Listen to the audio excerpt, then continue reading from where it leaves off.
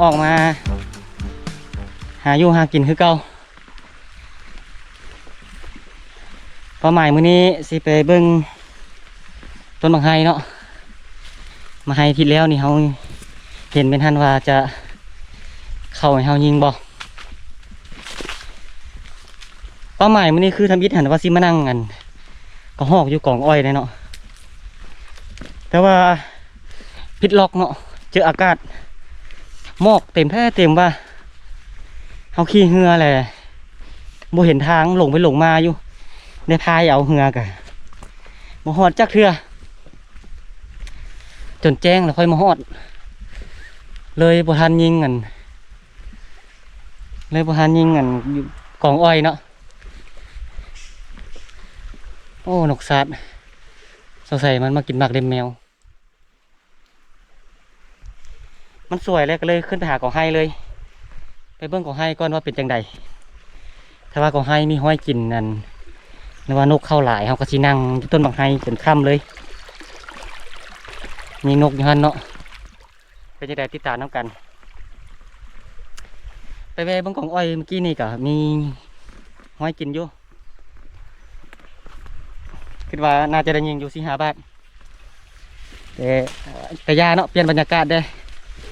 มาหาต้นไห้ก่อนทีมงานมานำกันมื้อนี้ที่ว่าบ่หลายไปได้แต่ว่ามา3 คนแต่ว่าโอเคได้3 คนนี่แต่ว่าเฮาบ่ได้ซอกบอลหลายเนาะเฮามีจุดคักแล้วก็ให้ทีมงานนั่งแต่ละจุดเลยเดี๋ยวติดต่อหาทีมงานผู้หนึงเนาะไปเบิ่งกอไห้น้ำกันก่อนเป็นยังไงแล้วค่อยกระแจกกระจายกันเนาะ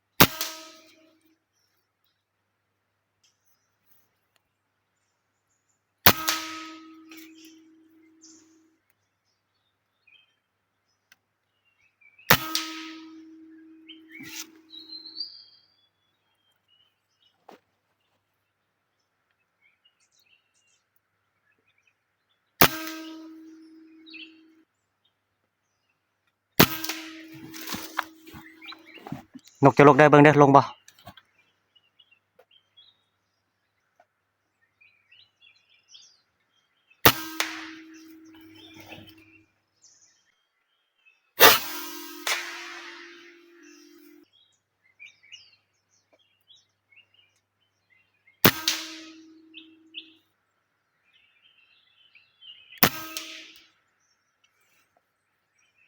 เดี๋ยวไปเนาะเขายิงง่าไก่ง่าใกล้แต่มันบดตกหอดพื้นเลย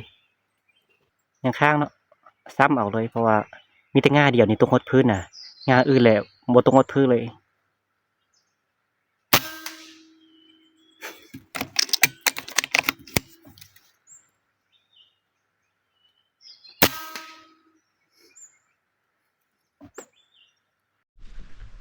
ฮอดแล้วเนาะต้นไฮนะโอ้ยนกไหลแต่ว่ายิงบนลงหกพื้นยิงนก18 บาทเห็นทีมงานว่าตกไป2 ตัวนึงมันเสลิมเฮงพวกเนาะคือเขายิงทีแล้วนี้มัน8 บาทอย่างตก4 ตัวเนาะอันนี้เห็นเกือบ10 กว่า บาทเนาะอ๋อเสียนี่ก็ยิงทิ่มแล้วนี่นะเขายิงนกจะลก2-3 ตัวบ่เรื่อง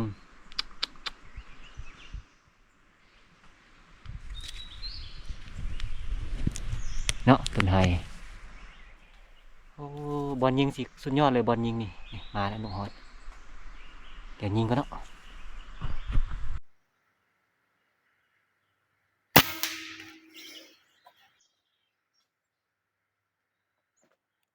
แล้วข้าวอยู่ป่าย โอ้ยุ่งเนี่ยนี่นะ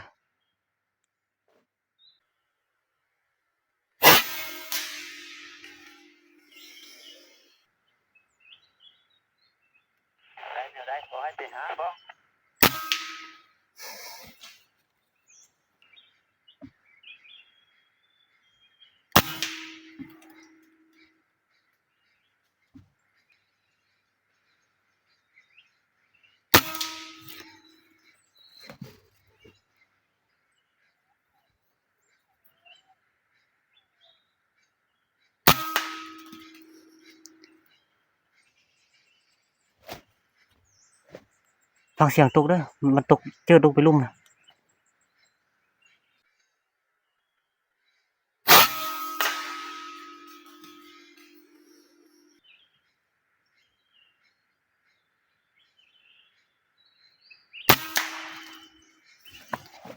ตกเป้าเด้อตกเด้อ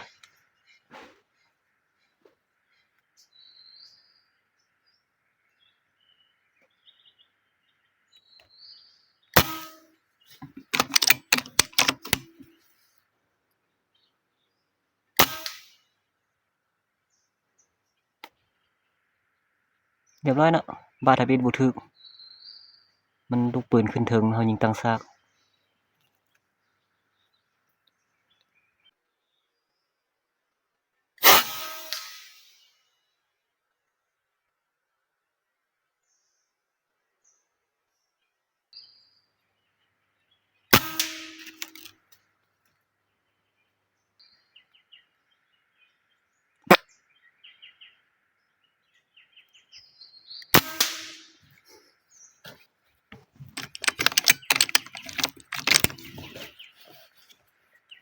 ก็ฮอกได้ซะตกฮอดเพิ่นบ่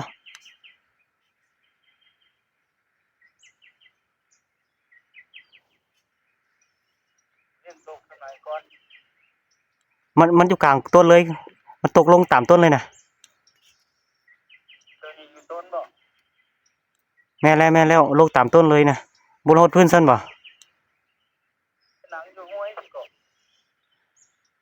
ว่าขึ้นได้ขึ้นมาหาต้นมันไหมแต่บ่ฮู้ว่าสิฮอดพื้นบ่มันค่อยรีบลงตามห้วยเลยน่ะตะตามต้นเลย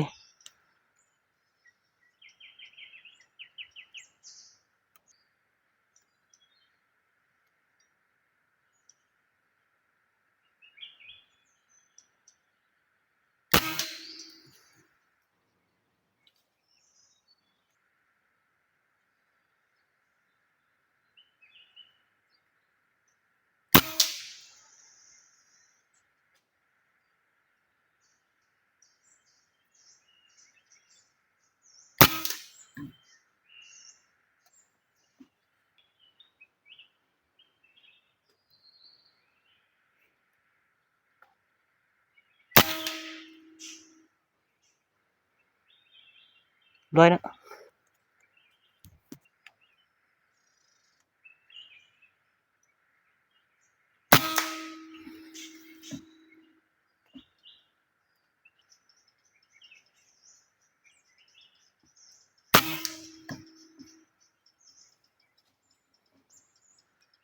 นกจะลกในฮอดพื้นบ่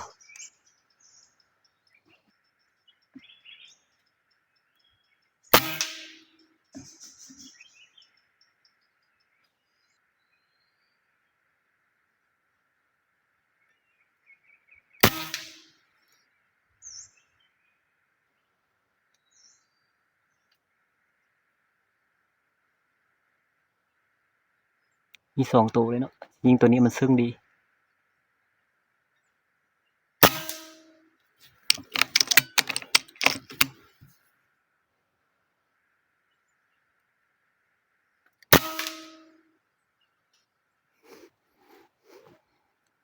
ถ้าเบิ่งเด้ออันตัวกระเล่นย้อนหัวอยู่ในตกสิหัวเจ้าล่ะสิลงฮอดพื้นบ่นี่